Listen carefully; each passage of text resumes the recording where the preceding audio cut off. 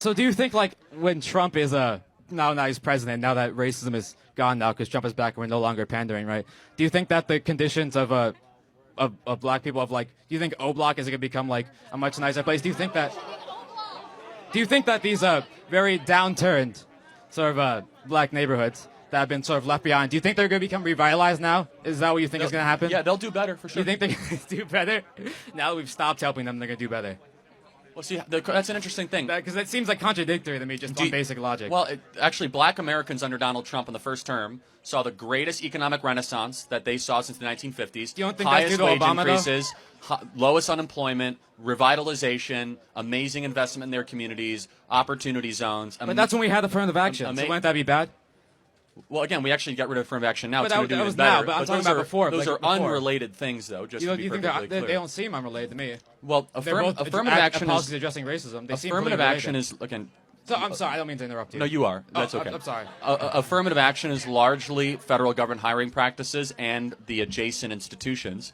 I think that all communities will do even better when we stop living under the soft bigotry of low expectations. Inherent in your argument is that we have to pander to certain communities based on the color of their skin because they can't do as well as white people. I reject the premise. I think that we should try to say, I don't care about the color of your skin. I care about what you bring to the table. And stop pandering to people based on special criteria, points, and acceptance to college, saying that we're going to make it easier for one group and harder for another group. I just disagree with the premise that you can do, like, anti-white racism because...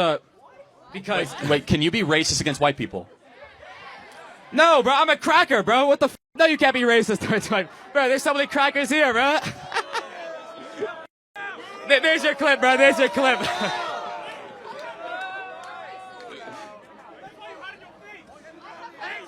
Well, what are you gonna do political violence to me, bro? Like, why are you saying that to me? You're making me scared.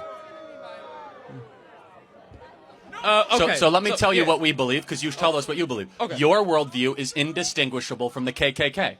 That you want to organize the world based on skin color. We want to organize the world based on merit and character, based on how hard you work, what you bring to the table. I believe it's destructive and wrong to say that people are going to be organized or have their future set based on the color of their skin. I think it's tribalistic. I think it is divisive, and I think it hurts the excellence of a country. You asked a question, well, how are we going to help other communities? You know how you help other communities?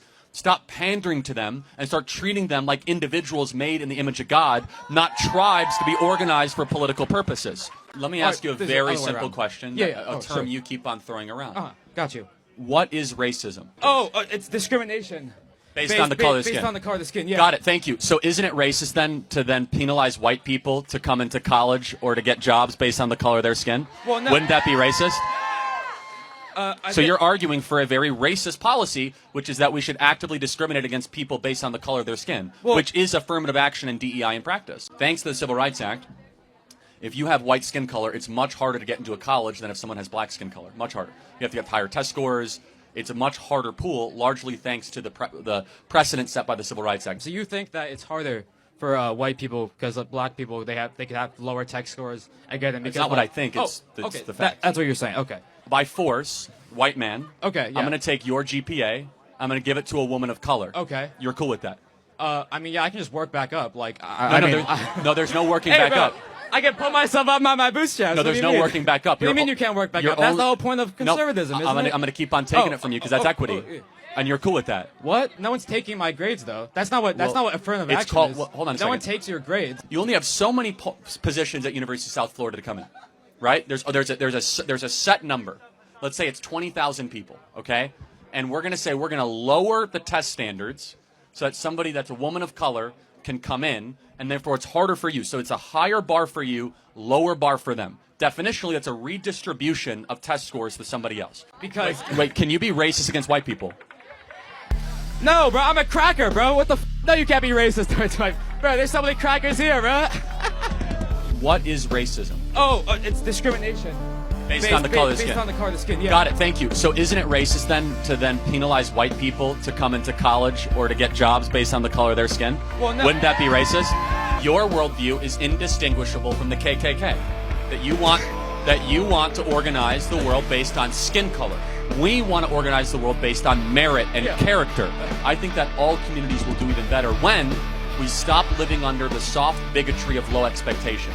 Inherent in your argument is that we have to pander to certain communities based on the color of their skin because they can't do as well as white people. I want to thank you for something. Oh, yeah. You are a perfect reminder I why got my we won in cash app, November. though. So thank you for that. I really appreciate it. Thank you.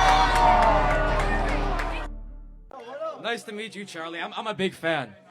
I think you're a very beautiful man. I admire you physically.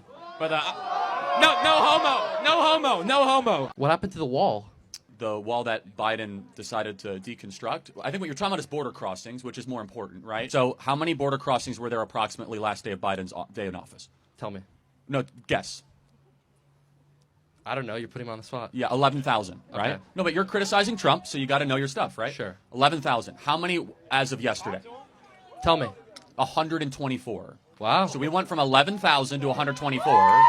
But so he's doing through executive action the things that Biden refused to do. The biggest reason the wall was ever put into question is because of federal judges that were blocking the construction of the wall. So he had to get more creative. You know what he's done in this term they didn't do the first term? He's mobilized the military to actually run the southern border, and he has designated the cartels as foreign terrorist organizations with use of lethal force actions against them.